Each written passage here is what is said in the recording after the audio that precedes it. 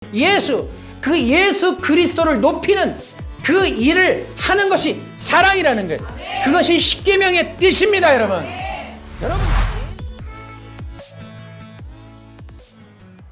여러분, 인터넷을 통해 전파되는 유대주의 바리새파들의 유혹과 미혹과 속임을 경계하시기 바랍니다.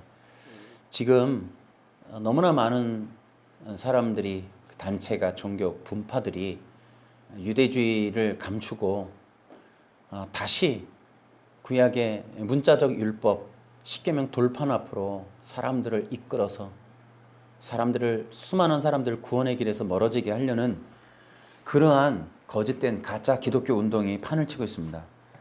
특별히 유튜브 인터넷에 그런 어떤 안식교 계열의 영상들이 굉장히 많고, 또 어제도 보니까 구원파 계열도 굉장히 많습니다. 이 모든 것이 다 여러분 거짓된 유대주의입니다. 많은 기독교인들이 이러한 거짓된 내용들을, 또 그러한 거짓된 위장된 기독교를 잘 분별할 수 있으면 좋겠다, 이런 생각을 하고, 제가 여러 가지 이제 이 모니터링을 하면서 각각의 어떤 분파들이 가지고 있는 위장된 점들을 살펴보는데, 앤드류 강의 영상을 보면서 이건 정말 위험하다 라고 생각을 하고요. 왜냐하면 성경을 아예 뒤틀어요.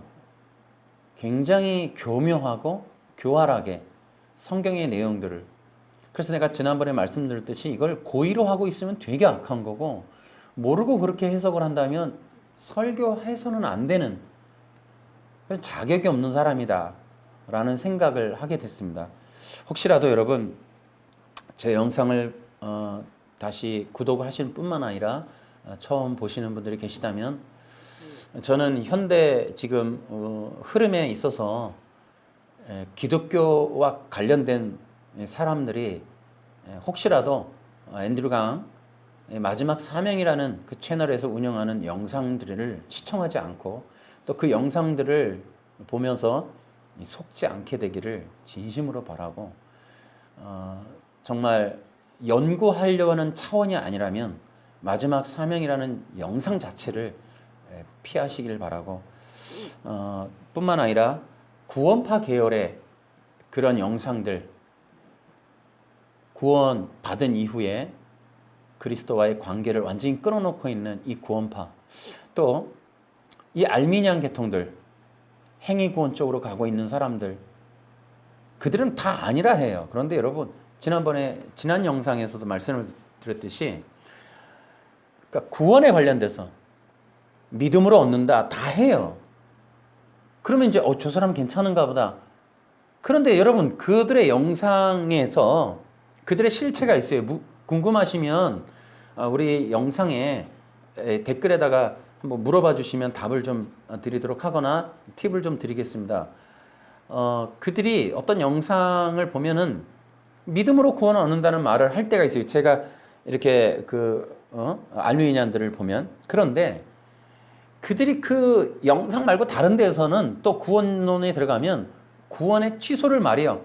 잃어버린다, 취소된다, 빼앗긴다, 지워진다, 흐려진다, 이런 식으로 얘기를 해서 믿음으로 얻는 의, 구원, 이런 것들을 잃어버릴 수 있다, 중간에 끊어질 수 있다, 이렇게 얘기를 하는 사람들이 있습니다.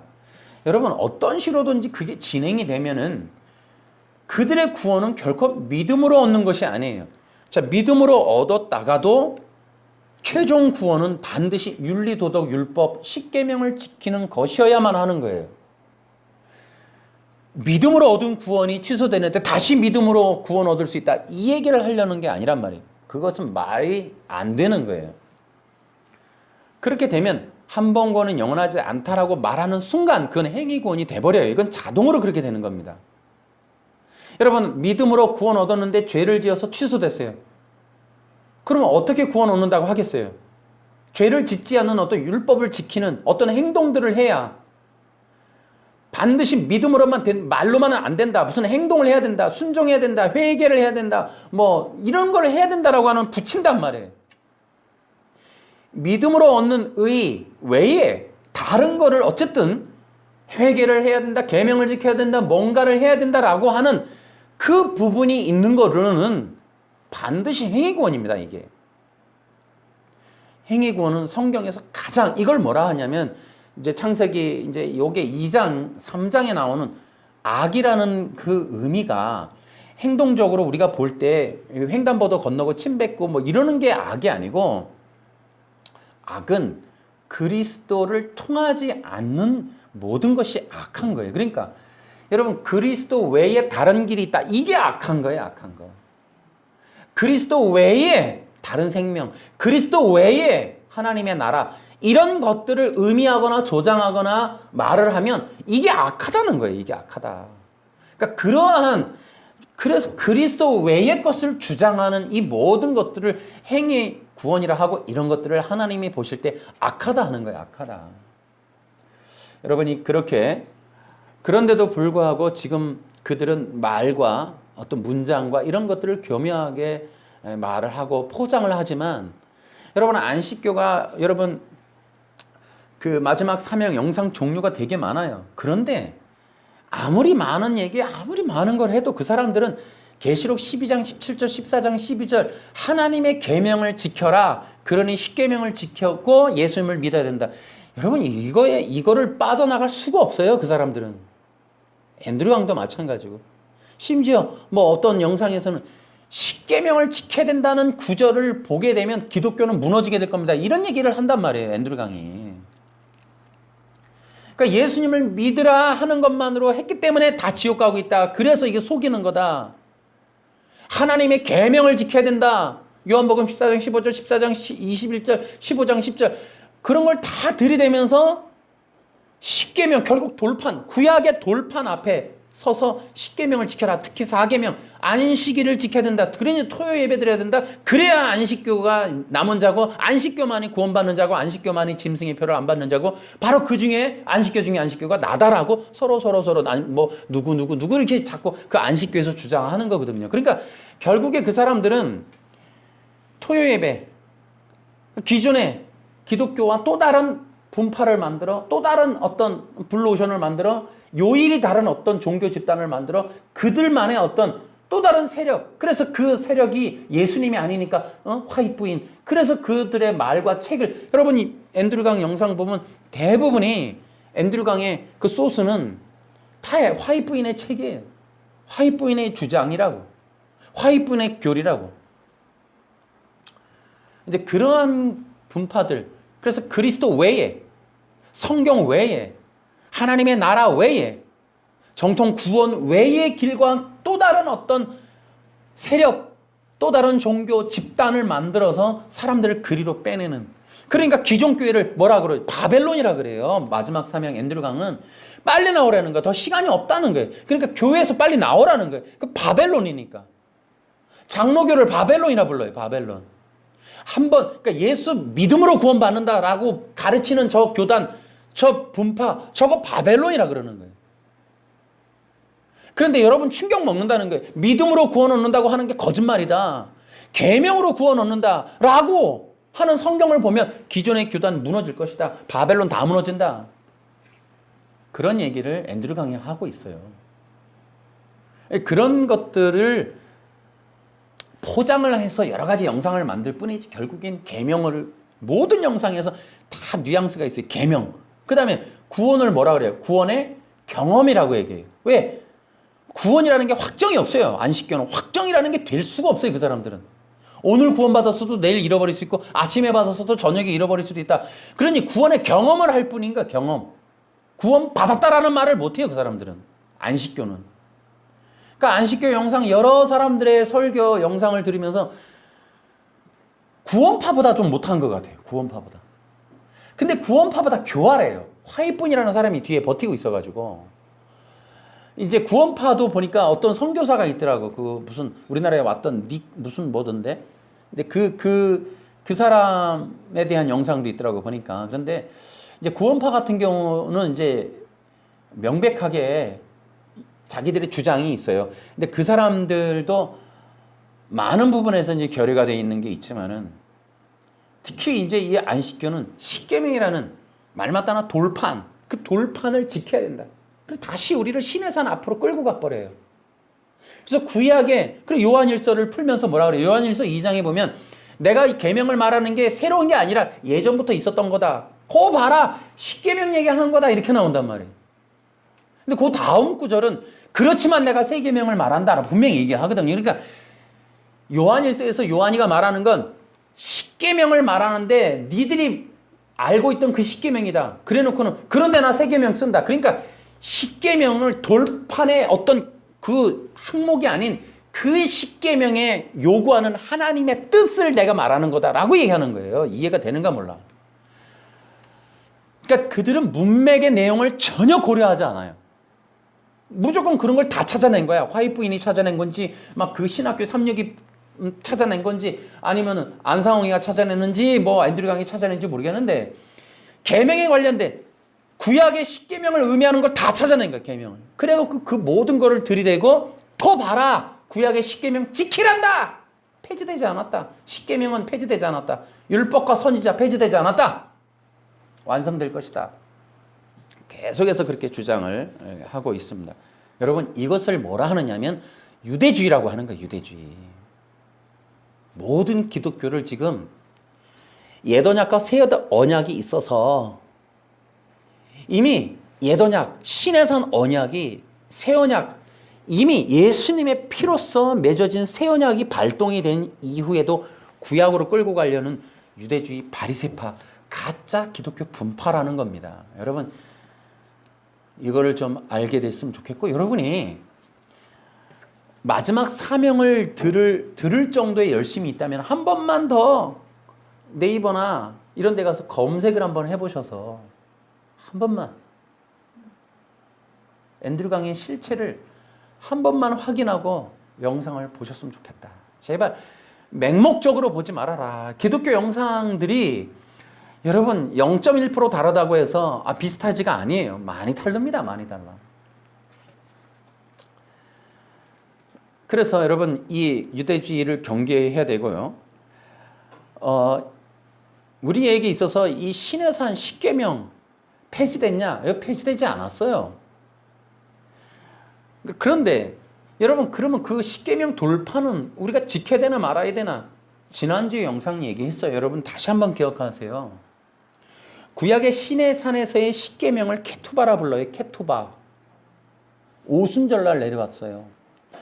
신약의 마가다락방에서 오순절날 성령이 내려오셨는데 이 성령님이 바로 케투바입니다.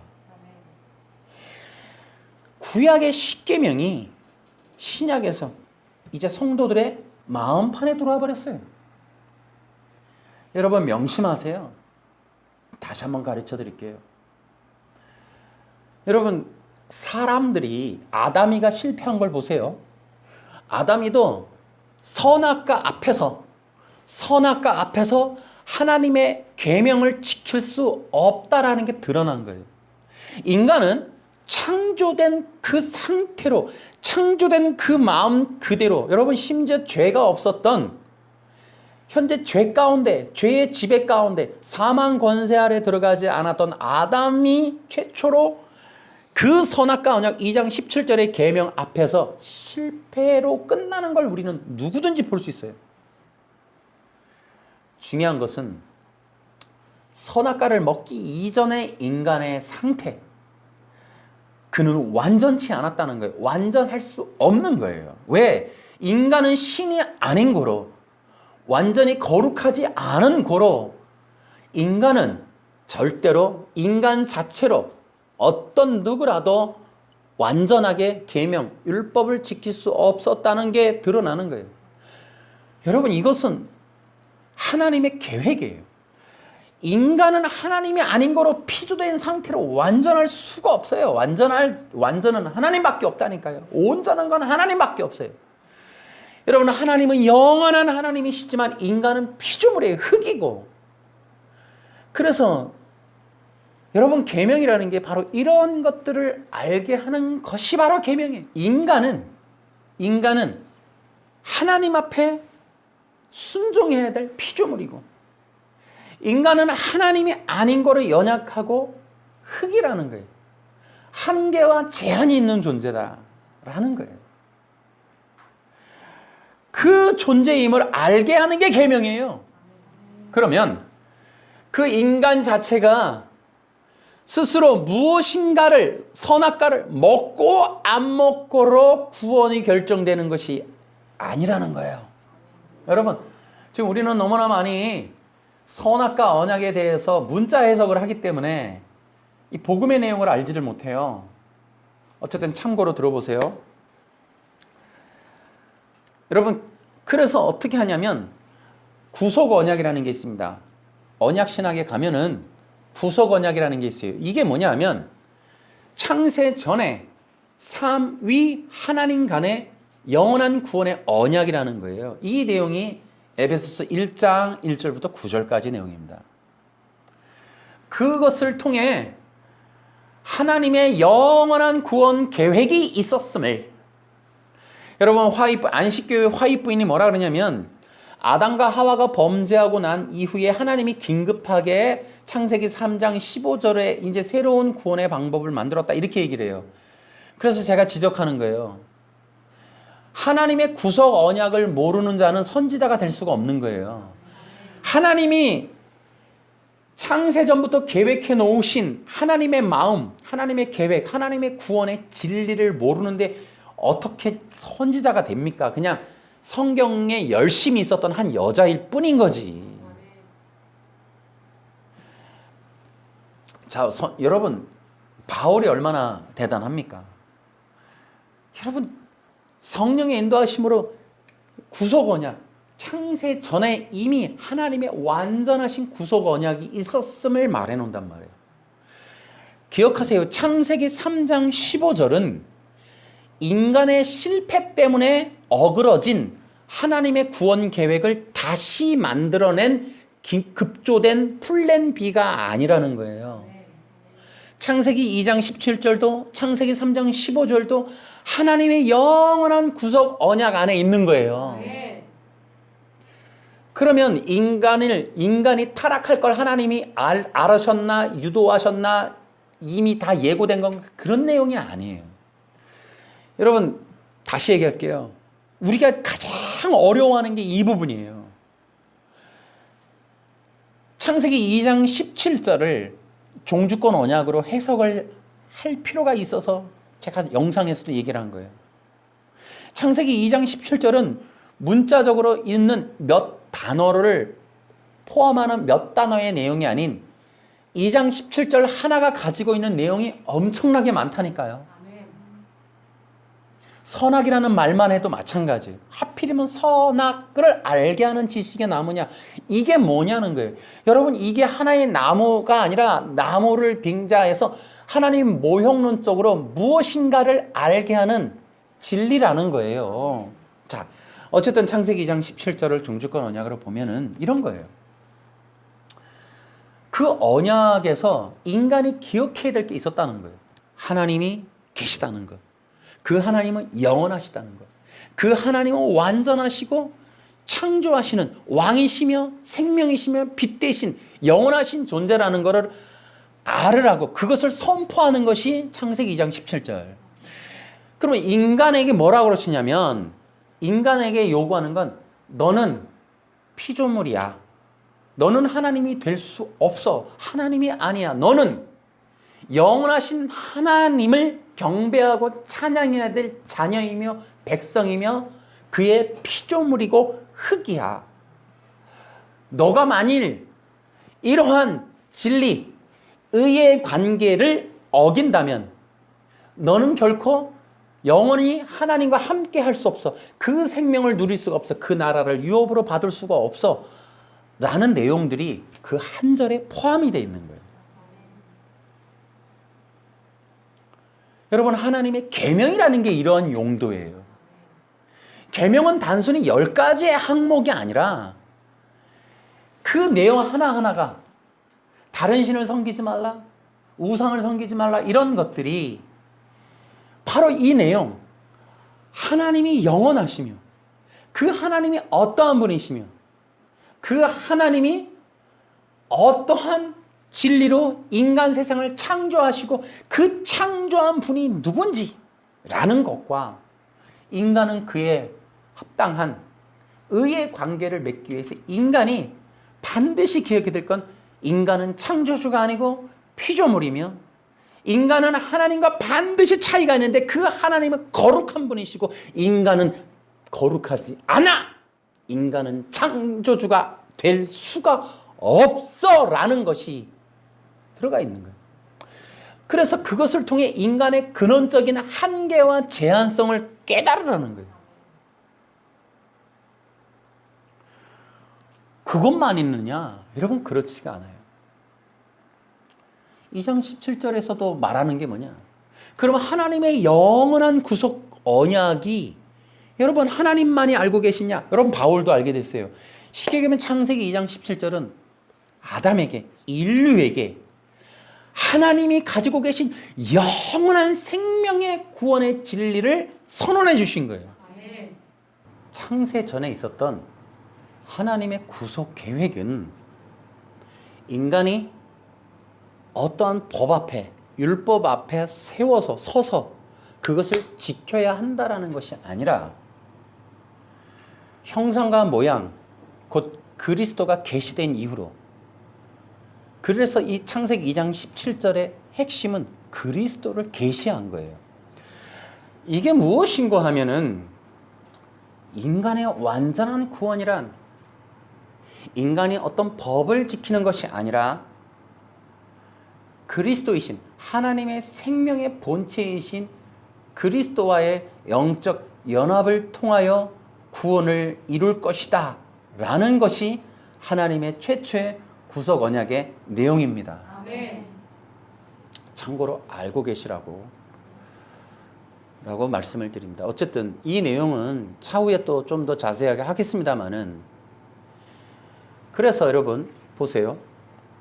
그러니까 계명이라는 것 자체가 하나님의 영원한 생명과 하나님의 그런 존재성 그리고 인간의 연약함, 인간의 불완전함, 그 인간의 불완전함을, 인간의 연약함을, 인간의 피조물 됨을 그 상태로서의 생명의 완성이 아닌 인간의 피조물 됨과 인간의 부족함, 인간의 불완전함에 하나님의 영원하신 생명이 들어가므로 하나님의 계명을 성취하고 하나님과의 언약이 이루어지게 되는 것이 하나님의 구속 언약입니다. 아멘.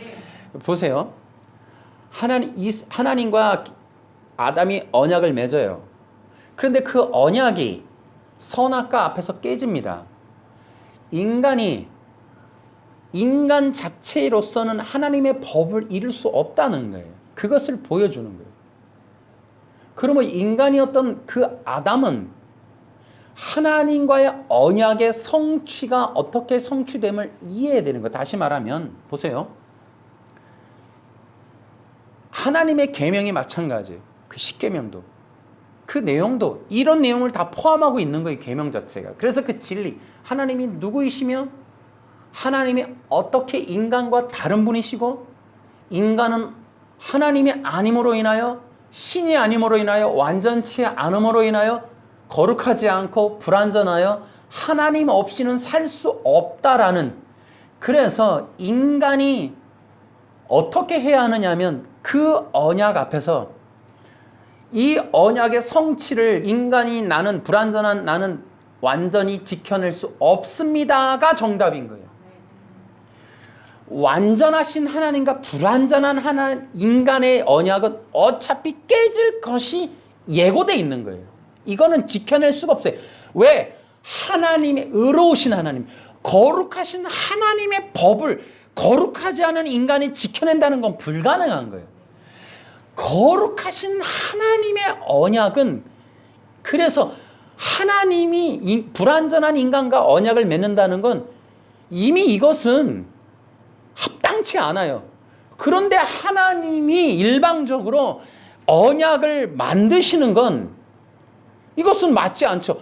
하나님의 온전하신가 같이 인간이 어떻게 온전해요? 하나님의 거룩하신가 같이 인간이 어떻게 거룩함에 도달하고 그 거룩함을 이루어냅니까? 안 되는 거예요. 이 언약은 지켜낼 수가 없는 거예요.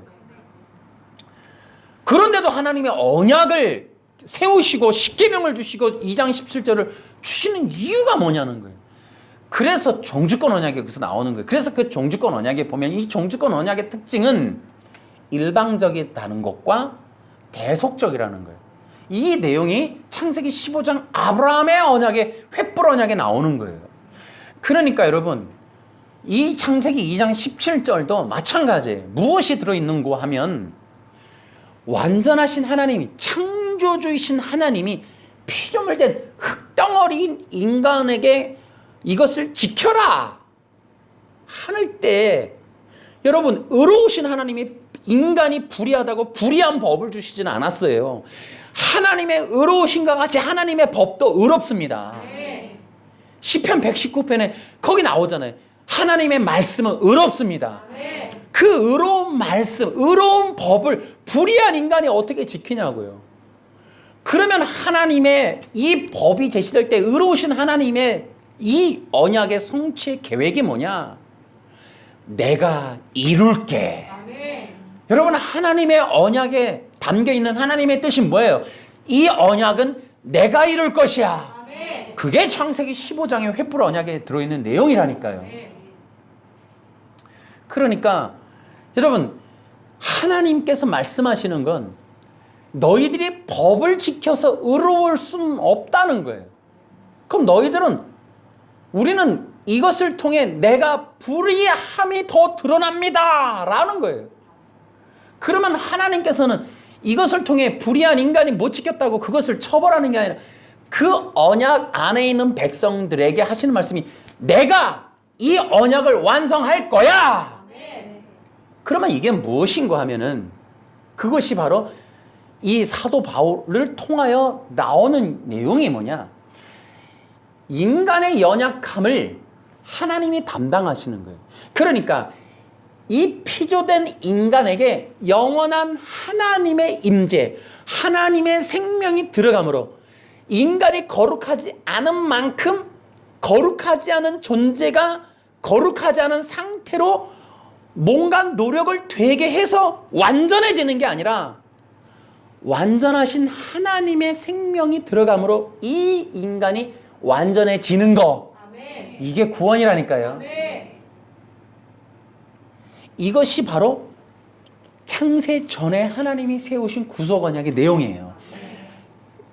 피조된 인간, 불완전한 인간이 법 앞에서 온전하게 되어지는 게 아니라 그 법이 진리로서 역할을 하면서 이 진리를 알려주는 것은 너희는 불완전해, 불의해, 거룩하지 않아. 그러니 너희는 나를 통하여 거룩해질 거야. 나와 연합돼야 돼. 완전한 나의 생명이 불완전한 너희에게 들어가고 너희를 덮치고 너희는 나의 옷을 입을 때 그것이 나의 의가 너의 옷이 되어질 때 너희를 덮을 때 속죄함으로 그 덮을 때 너희는 완전해질 수 있어. 아멘. 그래서 나의 의에 합해지는 거야. 아멘. 라는 것이 계명에 들어가 있다고요. 아멘. 이제 문자 해석을 하면 이런 게 없어요. 이런 게. 이게 안타까운 거예요. 그게 복음이라는 거예요. 복음. 그러니까 이런 유대주의는 우리를 자꾸 십계명 앞으로 돌판 앞에 서서 지켜내라고 강요하는 거예요. 그러면 구원 얻는다는 거예요. 여러분 마태복음의 신학이 마태복음에 와서 예수님이 마태복음에 나타난 대로 오셔서 바리새인보다 더 나은 의를 말씀하시는 게 더러운 인간이 불의한 인간이 죄 가운데 있는 인간이 어떤 법을 되게 잘 지키니까 완전한 하나님의 의에 도달하게 되는 그런 의는 안 된다는 거예요. 그거보다 더 나은 의가 있다는 거예요. 그게 바로 예수 그리스도라는 거예요. 그분이 오셔서 인간이 하나님 앞에 합당한 의로움을 얻을 수 있도록 의로우신 그분이 직접 오셨다는 겁니다. 여러분, 여기서 바리새인보다 더 나은 의라고 얘기했더니 그걸 얻어야 한다는, 그러니까 바리새인들이 일주일에 2번 금식하니까 3번 금식하라고. 그러면 더 나은 의가 된다고. 이렇게 문자적이고 유대주의적인 바리새적인 설교하시는 분들이 많이 있다니까요. 지난번에도 내가 실명을 얘기했던 그분들이 통탄을 금치 못하겠다는 거예요. 예수님이 말씀하시는 더 나은 의가 바로 예수님 당신 자신이라는 거예요. 그래서 오셔서 인간으로 하여금 완전히 죄 가운데 있는 인간이 예수님의 피로서 속죄함 받아서 예수 그리스도의 보혈의 피로 덮임으로 예수님의 피로서 속죄함 받은 그렇게 해서 예수님을 받아들이고 그 믿음으로 인하여 예수님을 믿음으로 인하여 얻은 의, 이것이 바리새인보다 더 나은 의라는 겁니다. 아멘. 여러분, 이것을 예수님이 마태복음에서 말씀하시는 더 나은 의. 그래서 그 예수님의 마태복음에서도 마태복음 신학에서도 계속 얘기하는 게 자 보세요. 인간에게 무엇을 말씀하시는가 하면 율법 혹은 계명이 마태복음 19장에서 특히 그 얘기를 하는 거죠. 율법이라는 게 원래 의도되는 것이 하나님이 어떠한 분이시며 인간이 하나님과 어떻게 다르며 인간은 어떻게 하나님의 의에 도달할 수 없으며 인간이 어떻게 해야 하나님 앞에 나아갈 수 있는가를 알려주고 깨닫고 믿을 수 있게 한 게 율법과 계명이라고요.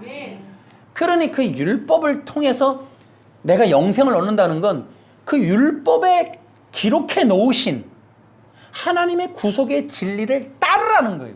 그 구속의 진리, 하나님 앞에 영생을 얻도록 그 안에 넣어 놓으신 그 뜻을 준행하라는 거예요. 여러분, 마태복음 7장입니까? 주여 주하는 자마다 다 천국에 갈 수 없다. 아버지의 뜻대로 행하는 자여야 된다라는 말씀도 있습니다. 그것도 계명을 지키라. 여러분, 그러니까 또 유대주의는 뭐라 해요? 문자적으로 지켜라 나온대요. 거기서 아버지의 뜻이라고 나오는 거예요. 그러니까 아버지의 뜻이 지금 말했던 이 계명 안에 들어있는 내용들인 거예요. 그러니까 계명의 문자적인 문구가 아니라 계명을 통해 율법을 통해 하나님이 인간에게 깨닫고 행하라고 주신 그 뜻. 인간이 하나님에 의해 도달하기 위해서는 절대 그리스도이신 예수 그리스도를 믿음으로 나와야 한다라는 거예요. 그런데 그 아버지의 뜻에는 이런 내용이 포함되어 있어요. 주여 주하는 자마다 다 안 된다. 병을 고치고 귀신을 쫓아내고 뭘 해도 안 된다. 인간이 능력을 받아서 무엇인가를 행하고 기적을 행하고 사람을 고치고가 예수님을 통하여 속죄함 받지 않아도 겉사람이 가능한 거예요. 아버지의 뜻은 그런 능력을 행하라 하는 것이 아니라 그 마태복음 5장서부터 흘러나오는 아버지의 말씀의 그 뜻은 예수 그리스도를 통한 속죄를 통해서 하나님의 앞에 의에 도달하는 걸 말하는 거예요. 하나님의 의에 도달하는 거예요. 예수 그리스도를 통한 완전한 의를 얻는 겁니다. 마태복음 6장이 뭐라 해요? 너희는 먼저 그의 나라와 그 의를 구하라. 그 내용과 연결되어 있는 거예요. 그 내용을 알미냐니 뭐라 그래요? 거봐라, 교회에서 예수님 믿는다고 말을만 해도 천국 가는 게 아니다. 율법을 지켜야 된다. 계명을 지켜야 된다. 그래야 된다고 그러지 않았냐? 이렇게 나온단 말이죠. 구원의 취소의 도구로 써먹는단 말이에요. 그 말씀을. 그런 내용이 아닌데. 그래서 문자 해석이 무섭단 말이에요. 그래서 마태복음에서 지난번에 마태복음의 의라고 하는 마태복음의 신학이라는 영상을 만들어서 올려드렸지만 마태복음에서 말해주고 있는 건 율법이 그걸 통해서 인간이 깨닫도록 해야만 하는 내용이 뭐가 있냐면 율법이 목적하는 바가 인간을 정죄하는 거예요. 근데 인간을 정죄하는데 이게 뭐냐 하면 인간이 그것을 정죄를 받아서 나 큰일 났네가 아니라 그 율법을 통해서 인간 속이 인간이 죄인임을, 인간이 불완전함을 깨닫는데, 이것이 단지 내가 이걸 행했네, 나 이거 잘못했네가 아니라 인간이 근원적으로 죄인임을 알게 하고, 특별히 인간의 마음이 불의함을 깨닫게 하도록 하나님이 뭔가 인간들이 죄로 인하여 그 깨달음이 마음의 죄까지 이르게 하기 위하여 하나님이 가르쳐 주시고 규명화해서 그것을 선포한 게 율법이란 말이에요. 율법. 그 율법이 목적하는 바가 뭐냐면 인간이 죄인임을 깨닫게 되기를 바라는 거예요. 근데 인간이 단지 그냥 내가 부모님을 공경하지 않았네가 아니라 나는 하나님에 의해 도달할 수 없는 죄인이야. 나는 하나님의 법을 지킬 수가 없어. 내 마음은 부패했어. 내 마음은 하나님과 합할 수가 없어. 나는 근원적으로 죄와 사망 권세 아래 있어. 내가 몸부림친다 해도 나는 절대 구원받을 수 없어. 나는 절대로 희망이 없어. 나 이 속에 내가 이 죄인임을 이거 어떡하지? 내가 죄인임을 알게 됐어. 라고 인간이 그렇게 죄의 정죄받으라고, 죄를 깨닫고 죄가 자신을 얼마나 죽음 가운데 몰아넣고 있는지를 깨달으라고 주신 게 율법이라고요. 그러면 율법은 또 뭐가 있어요? 율법의 은혜는 뭐예요? 구속의 진리란 말이에요. 그러니까 그들이 그렇게 율법을 통하여, 여러분 이 내용이 왜 중요하냐면 마태복음에서 예수님이 말씀하시는 게 외식이란 말이에요. 그러면은 여러분 이게 뭔 뜻이냐면 바리새인들은 죄인이 아니라고 생각해요. 그러니까 예수님을 안 받아들여요. 왜? 죄인이 아니야. 왜? 의인이 돼 있으니까. 어떻게 의인 됐어? 예수님도 없이 행위로 율법을 지키니까 의롭게 되니까 구세주도 필요가 없는 거예요. 그러니까 그들에게는 더 이상 속죄받을 필요가, 십자가가 필요 없는 상태, 스스로 의가 돼버렸어요. 그래서 그들이 악한 자들인 거예요. 그러니까 뭐냐면 율법이라는 것으로 인간이 죄인 됨을 깨닫는 것이 하나님의 목적이에요. 근데 인간이 그 율법을 발판으로 그리스도를 대적하는 발판으로 삼아버린 거예요. 그래서 예수 그리스도를 찾으라고 오실 메시아를 바라보고 그의 피로써 이루어질 완전한 속죄를 믿으라고 주신 율법을 가지고 그들이 어떻게 하면 행위로서 의의를 얻을 수 있는가로 도구를 삼아서 그리스도를 대적해버린 거예요. 그리스도가 필요 없는 종교 돼버린 거예요. 그러니까 예수님이 뭐라 그래요? 병든 자에게 의사가 필요하다. 그러니까 이건 바리새인들한테 얘기하는 거예요. 너희들은 나를 필요로 하지 않지 않냐? 왜? 너희들은 지금 의인이 돼 있죠. 죄인이라는 걸 모르지 않냐? 죄인이라고 생각지 않지 않냐? 근데 의외로 여러분, 병든 자들이, 가난한 자, 문둥병자들이 메시아를 기다리는 거예요. 그것을 통하여 영원한 메시아에게 눈이 돌아간 거예요. 메시아를 바라보는 계기가 된 거예요. 그래서 그들을 뭐라 해요? 메시아의 가족이라는 거예요. 그러니까 예수님이 오셔서 방문하시는 곳, 만나는 곳, 기적이 일어나는 사람들의 목록이 다 메시아의 가족들이에요. 그들이 대부분이 바리새인들이 아니라 다 깨진 자들인 거예요. 그래서 그들이 그리스도를, 메시아 구원자를 기다리는 거예요. 메시아를, 구원자를 기다리는 그들이 바로 구원받는 자들인 거예요. 성경이 이것을 계속 얘기하는 거예요. 인간이 그리스도를 필요로 하지 않는 상태가 되는 방법은 문자적으로 율법을 지킴으로 의롭게 되는 거야 라는 말을 들으면 그리스도가 필요 없게 되는 거예요. 그것을 악하다고 하는 거예요. 여러분, 우리를 다시 그리스도가 아닌 돌판으로 인도하는 이 안식교와 여러 종교들, 분파들을 보면, 유대주의 분파들을 보세요. 구약의 돌판 앞에 서서 안식일을 지켜야 해, 그린 토요일날 예배 드려야 돼, 이 논리로 계속해서 새로운 종교로 끌고 가려고 하는 저들은 유대주의라니까요. 가짜 기독교, 위장된 기독교라는 거예요. 기독교, 그리스도교긴 한데 그리스도가 없어요. 그리스도로부터 빼내가는 거예요. 그리스도로부터. 십계명을 주장하는 순간, 그러니까 십계명이 성령이 아니게 되는 상태에서 문자적인 십계명, 돌판을 지켜, 사계명, 안식일을 지켜야 된다고 주장하는 안상홍 교인과 저 안식교 똑같은 이단이잖아요. 같은 분파고 같은 동료고 같은 가족이에요, 쟤네들을.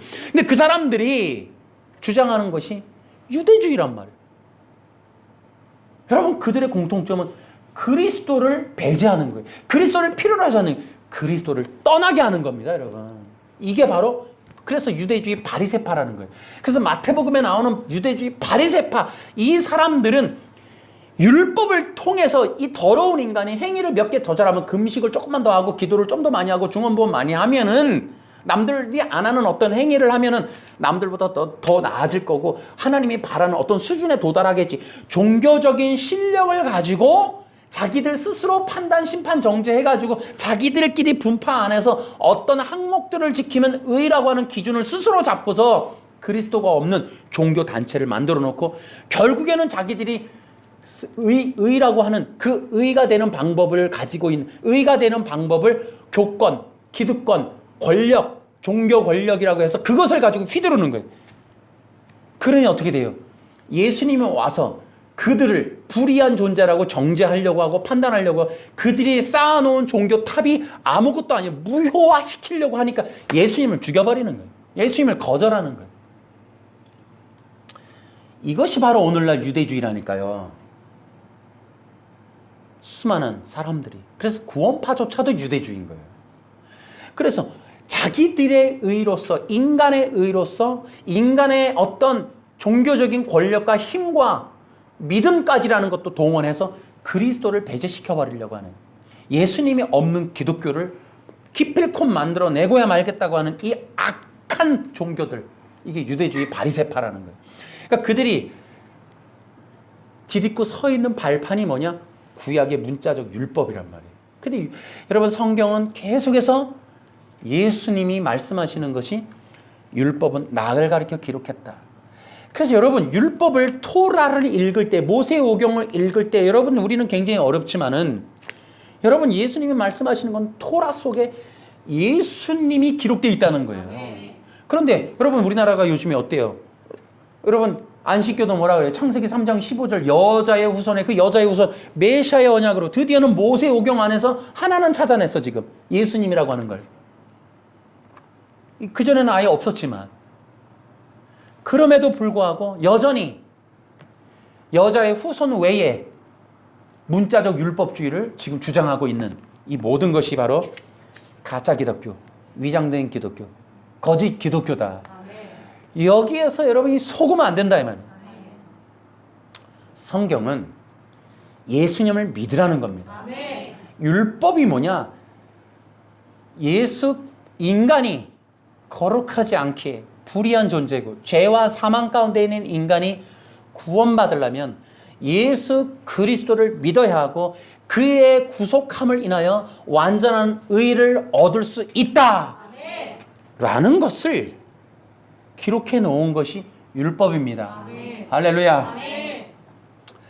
그래서 이 십계명은 단지 10가지 항목을 지키라는 뜻이 아닌 하나님의 놀라운 구원의 진리를 담고 있는 것이다.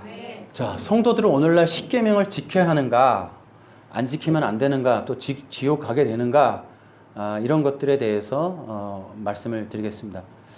여러분, 지난주 설교 영상을 좀 더 참고해 보시면 되는데요. 그걸 간략하게 정리하면서 좀 말씀을 드려볼게요. 분명히 좀 기억을 하셔야 되는 게 있습니다. 성경은 옛 언약과 새 언약을 말씀하고 있습니다. 옛 언약은 시내산 언약에서, 시내산에서 이스라엘 백성과 하나님이 맺은 언약을 말하고 있습니다. 그런데 옛 언약은 완전한 언약이 될 수가 없었어요. 그 이유는 첫째, 그 제사, 그 언약은 계속적으로 어기게 되었고, 이스라엘 백성들은 계속해서 반복적으로 제사를 드릴 수밖에 없었는데, 그 구약의 제사로는 완전하게 속죄가 이루어질 수 없었어요. 왜냐하면 양의 피로는 사람들이 속죄받을 길이 없었고, 특히나 마음의 죄까지 속죄받을 길이 없었어요. 또 옛 언약의 돌판을 이 불의한 인간들의 마음으로는 완전한 의에 이룰 수 있도록 지켜낼 수가 없었어요. 그래서 그 계명이 요구하는 의를 이뤄낼 수 없는 거예요. 그래서 하나님의 의에 도달할 수가 없었습니다. 그래서 새 언약이 이제 필요한 거예요. 그래서 이 새 언약은 어떤 언약이냐? 이 새 언약은 완전한 속죄를 위한 언약이었습니다. 그리고 이 새 언약은 성령의 언약이었고 이 새 언약은 새 마음을 부어주는 그러한 언약이었습니다. 그리고 새 언약은 돌판 앞에 서는 게 아니라 돌판이 믿는 성도들 심령 안으로 들어오는 언약이었습니다. 근데 누가복음 22장 20절에 예수님이 바로 이 새 언약을 이루십니다. 이 새 언약에 예수님이 이 자는 내 피로 세우는 새 언약이니 해서 예수님이 오셔서 무엇을 했는고 하면 새 언약의 중보자로서 자기의 피로서 새 언약을 맺으시는 거예요. 그래서 예수님은 누구냐? 새 언약의 중보자이시다 이런 거예요. 그러면 새 언약은 어떻게 이루어지는가? 예수님을 믿을 때 새 언약이 맺어지는 거예요. 예수님은 예수님의 중보의 피로서 이제 하나님과 이스라엘이 아닌 믿는 성도들 간에 언약이 맺어지는데 이 언약의 증표가 뭐냐? 바로 성령이신 거예요. 십계명이 아니라 성령이시다. 그래서 여러분 기억하셔야 돼요. 예수님을 믿을 때 성령을 받습니다. 이것이 기독교의 진리예요. 이것이 기독교의 복음이고. 근데 이것이 배제되는 거예요, 자꾸. 그러니까 예수님을 믿을 때에 예수님이 나의 구세주요, 나의 생명이시라고, 나의 하나님의 아들이시라고, 나의 주님이시라고 믿을 때에 그 증표로서 성령이 임하신다. 성령님은 생명이시며 또한 성령님은 새 마음이시며 십계명이시다. 그래서 성령님이 아예 십계명으로서 마음판으로 들어오시는 거예요. 그러면 성도들은 누구냐? 새 언약의 백성이다 라고 규명할 수 있고 성도들은 이제 새 언약의 일꾼이다 하는 거예요. 그러면 성도들이 이제 문자적인 율법을 지키느냐? 아니다. 십계명 자체로 오신 성령님을 따르는 것이 성령님께 순종하는 것이 십계명을 지키는 것이다. 그래서 성도들을 뭐라 그러냐? 새 언약의 일꾼이다. 이렇게 있는 거예요. 자, 로마서 7장 5절. 전에 우리가 죄의 성품에 사로잡혀 살았을 때는 율법이 우리 몸속에서 죄를 지으려는 욕망을 일으켜 죽음에 이르는 열매를 맺게 했었습니다. 그러나 이제 우리는 우리를 가둔 율법에 대해 죽고 율법으로부터 해방되었습니다. 그러므로 우리는 기록된 문자에 따라 하나님을 섬기는 것이 아니라 성령의 새로운 방법으로 하나님을 섬깁니다. 아멘. 그래서 어떻게 되느냐? 이제 성도들이 하나님을 섬기는 방법이 돌판에 기록돼서 억지로 그것을 지켜내는 그런 외식적인 게 아니라 마음은 그렇지 않은데 마음은 탐심, 탐욕으로 가득한데 율법에 기록했으니 그렇게 해야지 하는 게 아니에요. 지금은 우리 마음이 하나님을 섬기는 거예요. 마음이 하나님을 사랑하는 거예요. 그래서 이제는 뭐라 그러냐 거기에 성령의 새로운 방법으로 하나님을 섬깁니다. 기록된 문자에 따라 이제 섬기는 것이 아니에요. 자, 고린도후서 3장에 가면은 또 거기에도 이렇게 얘기합니다. 고린도후서 3장에 새 언약의 일꾼이다 이렇게 얘기를 그렇게 해주고 있어요. 그래서 6절에 가면은 하나님께서는 우리에게 문자가 아니라 성령의 언약인 새 언약의 일꾼에 합당한 자격을 주셨습니다. 그것은 문자는 죽음을 가져오는 반면 성령께서는 생명을 주기 때문입니다. 돌판에 새겨져 있는 죽음에 이르게 하는 율법에 의한 직분도 영광스럽습니다. 그래서 비록 사라질 영광의 광채이기는 하지만 이스라엘 자손들은 모세 얼굴에 나타난 광채 때문에 그의 얼굴을 똑바로 쳐다보지 못했습니다. 그러니 성령의 사역은 얼마나 더 영광스럽겠습니까? 라고 해놨어요. 여러분 거기에 17절에 주님은 성령이십니다. 주님의 성령께서 계신 곳에는 자유가 있습니다. 우리는 모두 수건을 벗은 얼굴로 주님의 영광을 봅니다. 이렇게 해서 우리는 주님의 형상으로 변화하여 점점 더 큰 영광에 이릅니다. 그 영광은 성령이신 주님께로부터 나오는 것입니다. 새 언약이 뭐냐? 성령의 언약이에요. 성령의 약속의 언약입니다. 여러분, 예수님을 믿는 사람들은 성령을 받는다. 자, 이것이 무엇인고? 성령의 새 언약 안에 들어간다는 거예요. 네. 여러분, 그것이 무엇인고? 앞에서 설명해 드렸듯이 하나님의 최초의 구원, 구속의 언약의 결과예요. 다시 말하면 우리가 돌판을 지켜서 혼자서 애쓰는 것이 아니라 하나님의 생명이 우리 안에 들어와서 우리가 온전케 되어지는 그것이 구원이라는 거예요. 그것이 바로 예수님의 십자가의 죽으심을 통해, 그분의 죽으심의 그 피를 통해 죄가 속죄함 받은 자들에게 성령이 임할 때 하나님의 구속 언약이 성취된다라는 거예요. 그래서 이제 성령의 새 언약 안에 가는 자들이 하나님의 생명으로 인하여 온전케 되어지고, 그 성령으로 온전케 된 자들이 이제 하나님의 의에 이르는 하나님의 정원 계약서를 완전케 하는 자리에 이르게 되는 것이다. 네. 할렐루야. 네. 자, 그런데 여기서 기억해야 될 게 있어요. 이제 요한복음에 가면 나를 사랑하면 나의 계명을 지켜라, 이런 게 있습니다. 여러분, 그것은 안식교인들이 십계명으로 의미를 얘기를 합니다. 그런데 여러분, 10장 17절부터 보면 요한복음 14장 15절에서 말하는 나를 사랑하면 내 계명을 지켜라 라는 것은 문맥상으로는 십계명이 아니에요. 분명한 사실이에요. 자, 기억해 보세요. 우리가 이제 성령 안에서 새 사람이 되었어요. 그리고 새 생명을 얻었어요.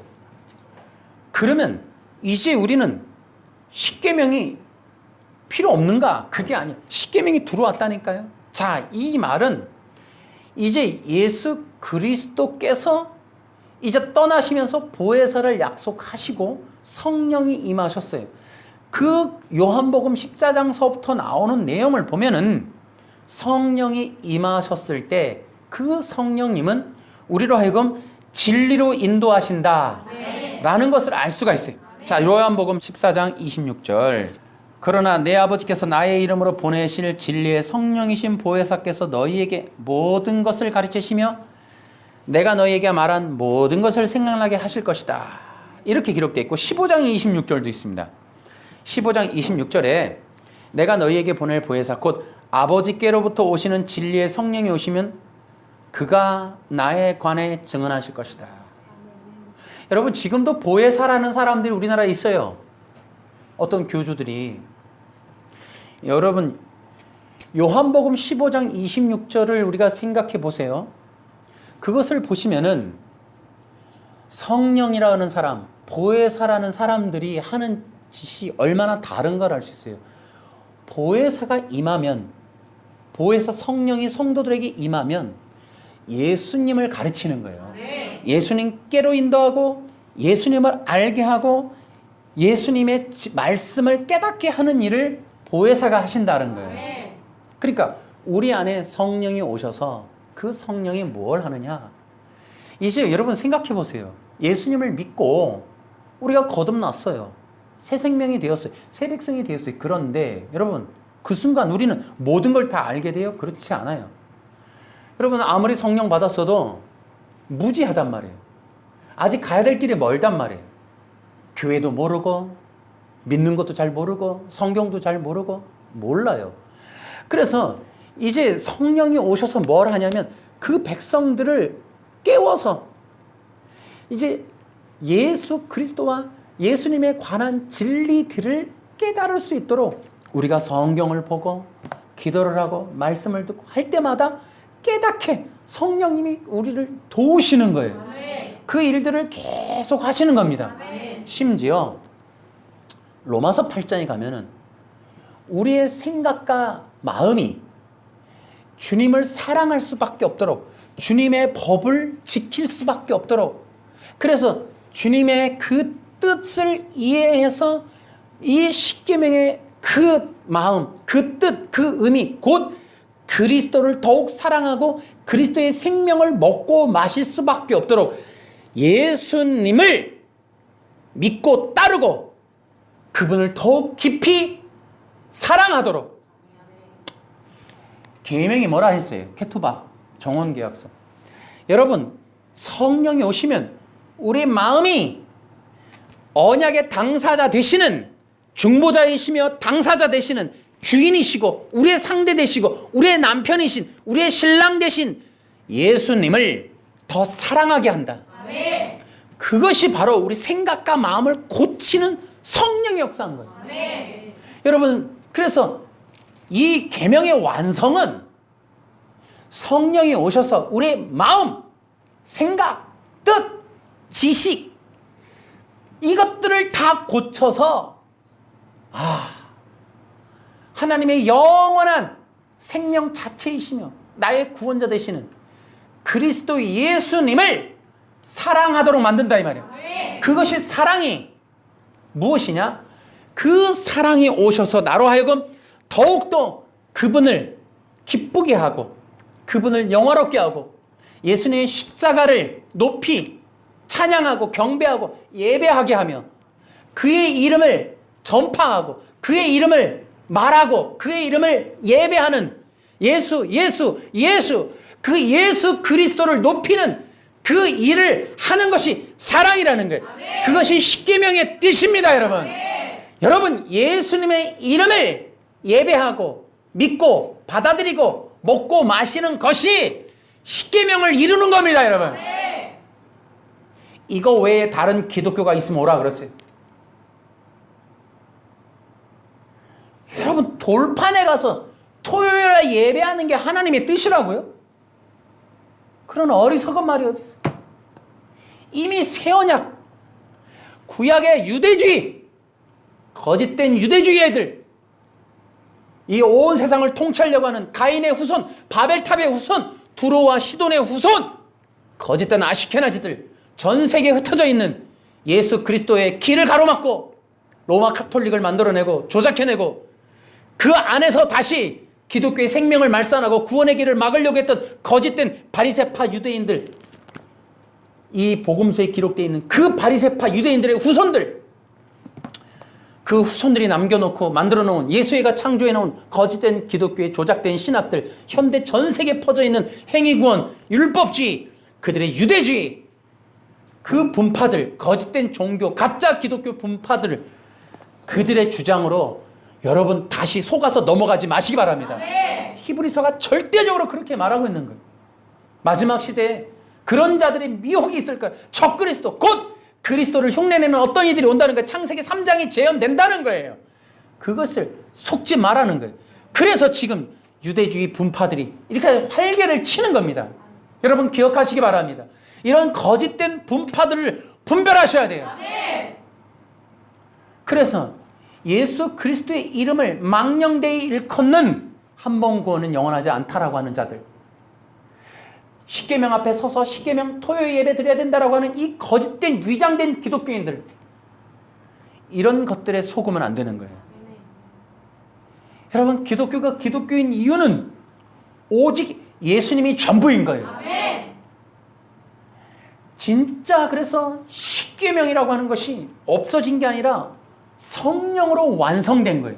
그럼 성령님 자체냐? 성령님이 오셔서 우리로 하여금 마음과 생각을 십계명이 의도했던 정원계약서, 그리스도와의 영적인 연합, 그리스도와의 합방, 그리스도와의 완전함에 의해 이루도록 생각과 마음과 뜻을, 행동을 예수 그리스도께 굴복하도록, 예수 그리스도께 꺾도록, 예수 그리스도가 내가 아닌, 내가 왕이 아닌 예수님이, 내가 신이 아닌, 내가 온전한 내 중심이 아닌 그리스도가 나의 왕입니다라고 선포하는 이 일을 예수님의 영광을 높이도록, 예수님이 기뻐하도록, 예수님의 이름이 높임받도록 하는 자들로 만들어가도록 성령님이 우리 안에서 끊임없이 육체의 정욕, 죄의 본성과 성령님이 싸우면서 우리가 끝없이 예수님 한 분만을 따르도록 만들어내는 일, 이것이 성령님이 내가 계명을 이룰게, 내가 이 언약을 이룰게. 아멘, 할렐루야. 그래서 성령을 부어주셔서 성령 자체가 주님이셔서 주님이 성령으로 오셔서 우리에게 반드시 이 언약을 성취하고야 마십니다. 우리 마음이, 뜻이, 생각이, 의도가, 의미가, 존재가 완전히 그리스도만을 영화롭게 예배하고 그분만 한 분만을 나의 신랑으로 여기고 그분만을 나의 주님이라고 여기고 그분이 나의 생명 전체의 힘을 믿게 하고 그래서 예수님 한 분만을 예배하게 하여서 이 평생 이 땅에 사는 동안 오직 예수님 한 분만을 위해서 내 생명을 드리고 내 생명 다해서 예수님 한 분만을 위해서 살게 하는 그것이 요한복음 14장 15절 너희가 나를 사랑하면 내 계명을 지켜라. 할렐루야. 안식일 토요일 예수님도 안식일 지켰다, 십계명 지켰다, 이러한 거짓말을 증명해내려고 애를 쓰는 그 앤드류강 그런 허찬한 가짜 기독교에 속을 일이 아니라는 거예요. 여러분, 예수님을 사랑한다는 것은 예수님을 위해서, 예수님의 영광을 위해서, 예수님의 그 이름을 위해서 우리의 삶을 다 드리는 거예요. 목숨을 드리는 거예요. 내 삶이 예수님 전부가 되도록 그것이 계명입니다. 여러분. 그렇게 만들어 가도록 여러분이 이러한 진리를 따라서 이제 다른 거 없어요. 성도들이 성령 안에서 예수 그리스도를 사랑할 때 하나님의 모든 뜻을 이루시는 겁니다. 자유하시기 바랍니다. 예수님 안에서 자유하세요. 여러분 마음과 뜻과 생각 속에 예수 그리스도가 아니라면 이건 문제가 있지만 이제 진정으로 성령님을 통하여 여러분들이 하나님의 새로운 언약 백성이 되어 예수님의 그 피로 인하여 이제 맺은 그 언약 정원을 기억하면서 예수님 한 분만을 뜨겁게 사랑하는 그것이 여러분 이 땅에 예배에 나오든 교회 나오든 아니든 여러분이 진짜 성령 안에 있는 진정한 새 언약의 그리스도의 사람이라면 예수님 한 분만을 위해서 살게 됩니다. 아멘. 여러분 그런 자들이 여러분 대단히로 있는 것이 아니에요. 많이 있는 것이 아니에요. 저는 그런 생각을 합니다. 지금은 코로나 때문에 교회들이 막혔어요. 예배가 폐해졌어요. 여러분 이것은 많은 사람들이 평가하고 의미를 두는 일들이 있지만 나는 잘 모르겠습니다만은 여러분 이것은 또 하나의 분별, 구별, 알곡과 가라지를 가르는 일들이 될 텐데 저는 하나님이 과연 이것을 통해 무엇을 원하시는가? 여러분 예배당의 예배 귀함이죠. 그러나 그것이 전부가 아니라는 게 그가 어디에 있든 사마리아 수가성 여인과 같은 형편에 있을지라도 여러분 정말 그 진정한 하나님의 백성들이 누구인가를 찾고 있다는 거예요.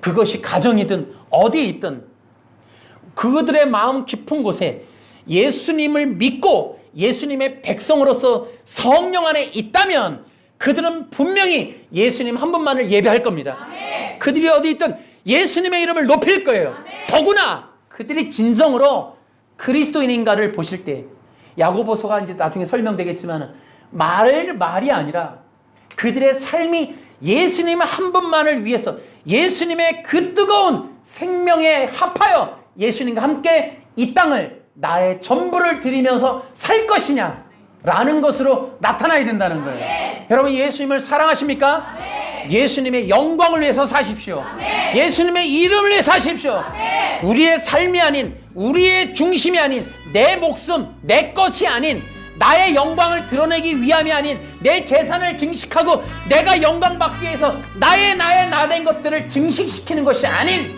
오직 다 버리고 예수님 한 분만을 사랑하는 자들 그런 자들이 진정한 계명 지키는 자들이고 예수를 믿는 자고 성령 받은 자들이고 남은 자들이고 하나님이 찾으시는 알곡입니다. 그러한 자들이 여러분과 제가 되기를 이 영상을 보는 자들이 되기를 우리 주 예수님의 이름으로 축원합니다. 박수로 하나님께